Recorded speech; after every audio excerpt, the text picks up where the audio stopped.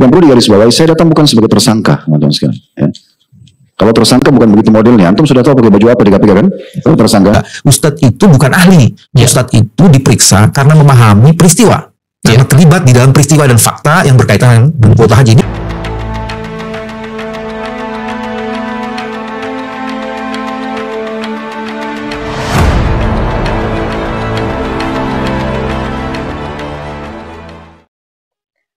Assalamualaikum warahmatullahi wabarakatuh.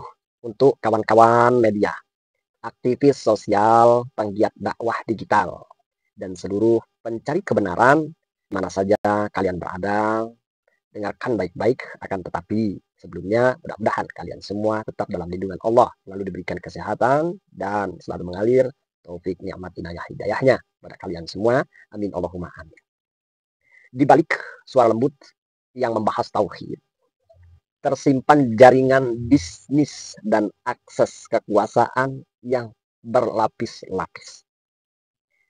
Di balik kritik terhadap tahlil dan tauhid, ternyata ada strategi besar untuk menguasai umat dari akidah hingga ke rekening.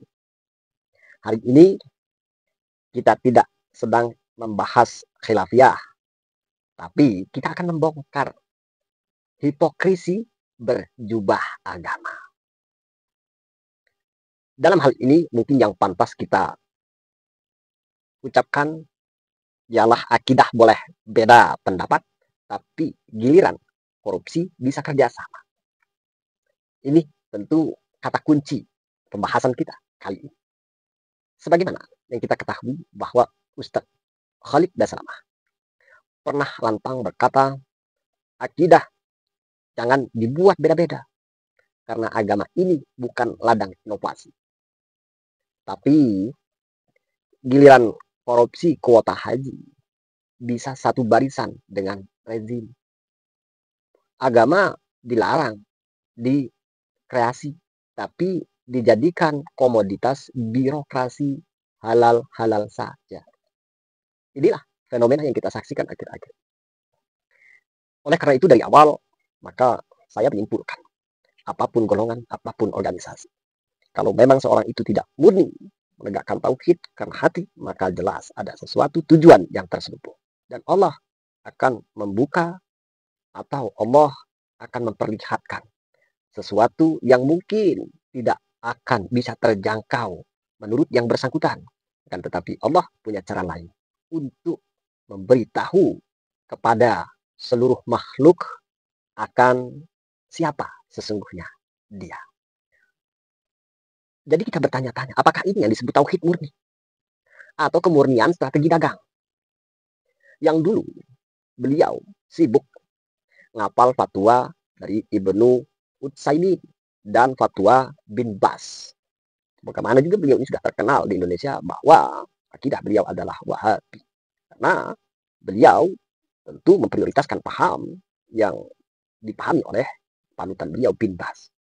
Untuk urusan jenggot dan musik, kini akhirnya terlihat diam, membisu seperti domba saat disembelih, pasrah, tidak bisa berkutik apa-apa. Ketika uang umat ditilap berjamaah, inilah potret dakwah modern. Jangan heran, tak perlu kaget. Maka sebelum mengambil suatu keputusan, pikirlah lebih dahulu, matang-matang. Mengapa? Ini adalah sebuah strategi. Mulai dari akidah, lanjut bikin jamaah, lalu buka usaha travel. Ya inilah sekelompok orang yang sekali lagi tanda kutip, ini demi tujuan. Jadi harus dipahami. Yang seolah-olah backgroundnya mengedepankan tauhid kemurnian Islam, berlandaskan atas Quran dan hadis. Apapun yang menyimpang, kita lawan. Tetapi dalam hal ini, luar biasa.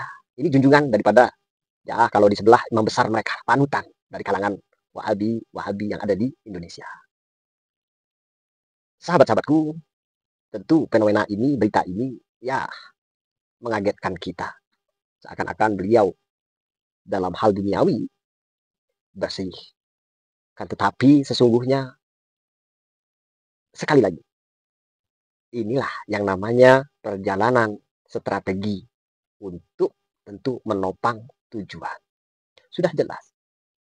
di mana latar belakang beliau menempuh pendidikan, dari mana beliau dibesarkan, dan tujuan apa, misi apa.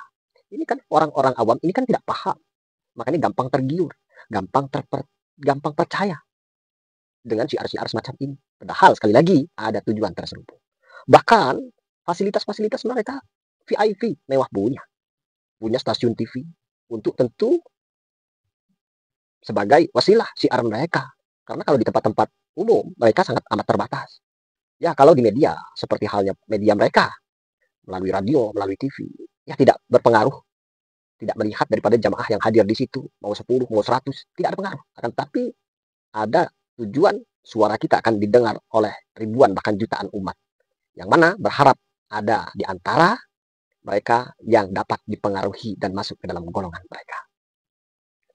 Luar biasa perjalanan daripada Ustadz Wahabi ini. Dan diam-diam pula mereka tidak cukup sampai di situ. Ada pula kabar bahwa mereka juga buka pintu politik sudah.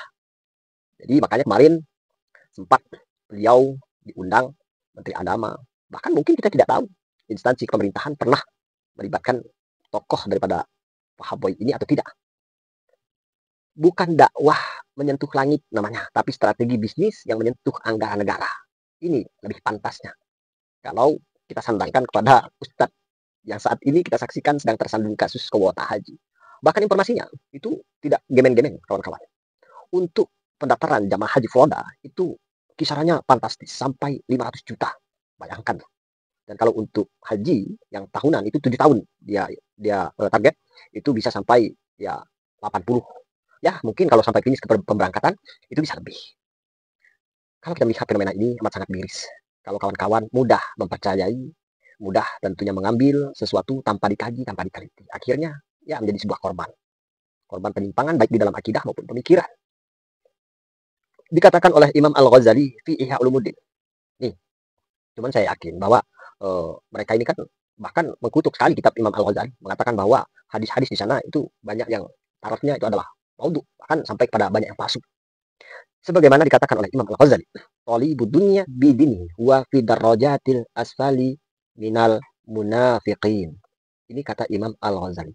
Mereka bukan berdakwah karena cinta akhirat, tapi berjualan surga dalam kemasan seminar dan umroh promo.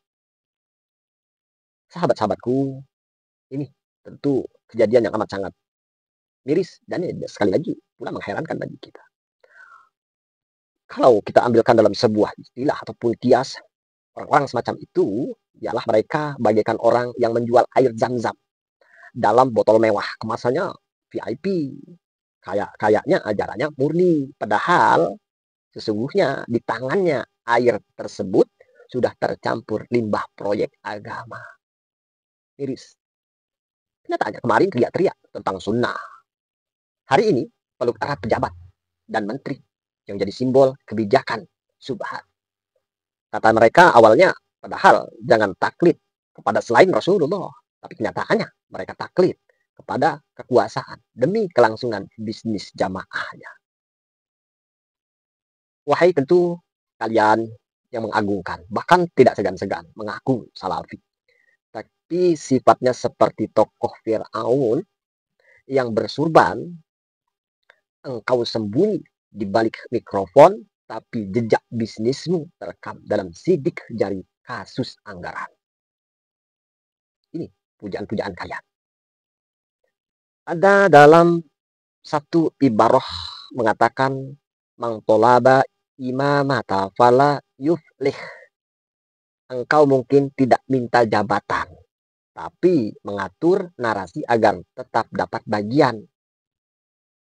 Menyusun ceramah dengan hadis-hadis tentang zuhud, sementara tanganmu menyambut slip transfer dan proyek pengiringan jamaah haji dan umroh. Ini yang tersangkut ini soal haji, bukan umroh.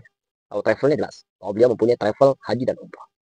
Bahkan ketika kasus korupsi kuota haji meledak, bibir-bibir yang biasa mengutip qala Allah wa qala Rasulullah tiba-tiba bisu seperti kuburan selepas isya. Miris. Inikah yang disebut khirah terhadap sunnah atau khirah terhadap saham travel dan izin biro perjalanan haji? Tanda kutip ini. Ada lagi dalam sebuah ibarah. Qala Abdullah ibn Mubarak. Di situ mengatakan Robba alimi fajir wa khairu man hu jahilun naqi. Engkau bicara banyak soal bid'ah, tapi tidak menyebut korupsi sebagai mungkar. Engkau sibuk melabeli tahlil dengan label sesat. Tapi kali ini beliau diam saat uang jamaah haji disulap jadi proyek kelompok. Wahai tentu penyeru tauhid yang kehilangan keberanian ketika kursi dan kontrak lebih berarti dari al-haq. Maka apa bedanya engkau dengan para pendeta Bani Israel yang menjual ayat dengan harga dunia? Bedanya apa? Hanya awalan. Sunnah murni, menegakkan tauhid. Ujung-ujungnya kan bisnis, larinya ke dunia. Yang dikaji seolah-olah ukhrawi, akhirat. Luar biasa. Dalam hal ini, kita bisa menyimpulkan ini bukan lagi orang yang patut kita labeli sebagai pendakwah. Ini adalah kombinasi licik antara ideologi dan transaksi. Kalau sudah ketahuan seperti ini. Agama hanya dijadikan alat untuk branding personal dan bisnis travel lintas ormas. Kalau kritik terhadap maulid dan tahlil tak akan berarti. Makanya ya sudah, yang penting jamaah sudah banyak, yang penting yang terjaring ini sudah cukup, ya tidak perlu keras-keras. Sekarang kita lentur, lembut, mungkinnya seperti itu. Karena kalau pada akhirnya beliau pun menjadi bagian skema penyodotan dana umat, ya itu sudah tidak mempunyai arti dan makna dan bukan lagi sebuah tujuan yang hakiki. Jadi agama yang beliau ajarkan mengajak kepada tauhid, tapi prakteknya menyeret umat ke dalam lingkaran kepentingan kekuasaan, kepentingan bisnis. Maka tentu ini memprihatinkan. Dan untuk mengakhiri video ini, waspadalah terhadap ceramah yang mengajarkan kesucian, tapi menjalani kehidupan dalam hubungan kepentingan. Diteliti terlebih dahulu. Latar belakangnya, kualitasnya, dan yang lebih terpenting lagi, siapa backingnya, orang-orang di balik peran beliau yang memegang kendali. Perlu diwaspadai. Jangan tertipu oleh kata-kata manis, bertitel sunnah, atau bahkan tentu punya titel sendiri. Beliau adalah seorang yang hafidhullah, hafal Al-Quran. Iris kalau kita cuma melihat kualitas seseorang hanya dengan sebatas itu. Karena di baliknya itu bisa tersembunyi strategi dagang dan cengkraman elit birokrasi. Atau bahkan mereka punya jaringan sampai luar negeri yang mempunyai tujuan-tujuan tertentu yang kita sendiri orang awam itu tidak tahu. Hati-hati, waspada. Nah, mudah-mudahan tentu video ini memberikan iktibar bagi kita semua dan tentunya bermanfaat. Ini pembelajaran. Jikalau tentu video ini terlalu menyakitkan, ya setidak-tidaknya ada segi positif yang bisa tentu dijadikan rujukan. Setidak-tidaknya bertobat untuk Ustadz Khalid Basalamah. Jadi tidak perlu lagi Anda bertopeng seakan-akan ahli sunnah, menjaga ketauhidan murni, tapi hakikatnya Anda justru tak jauh berbeda dengan orang-orang yang berdasi, yang terlalu banyak menzalimi manusia. Semoga bermanfaat. Salam akal sehat.